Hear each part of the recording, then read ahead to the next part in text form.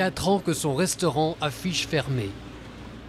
Après la catastrophe de Fukushima, Satoru Yamauchi a fui Naracha, laissant derrière lui son travail et sa maison. Pour moi, ce restaurant, c'est véritablement la preuve, le témoignage de ma vie d'avant.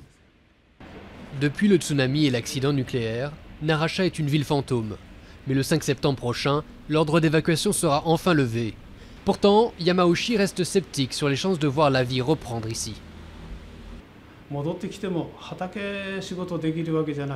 Même si on revient ici, on ne pourra pas travailler dans les champs. On ne pourra pas cultiver les rizières, on ne pourra pas non plus cueillir les légumes sauvages. Ce sera la même chose pour les produits de la mer et des rivières. Il n'y a rien de positif.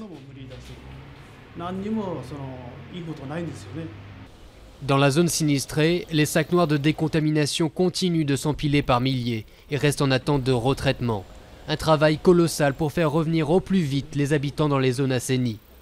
Au milieu de la forêt, dans le nord-est de la préfecture, les militants de Greenpeace mesurent la radioactivité sur des échantillons de terre.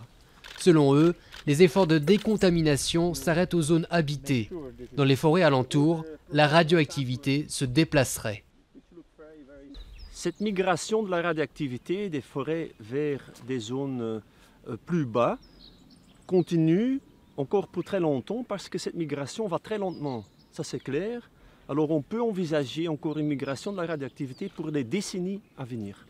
Dans 5 ans, Tokyo accueillera les Jeux Olympiques. Le Japon aimerait alors montrer au monde le visage d'un pays reconstruit. Pour les habitants de la région de Fukushima, il faudra beaucoup plus de temps que ça pour effacer les traces de l'accident nucléaire.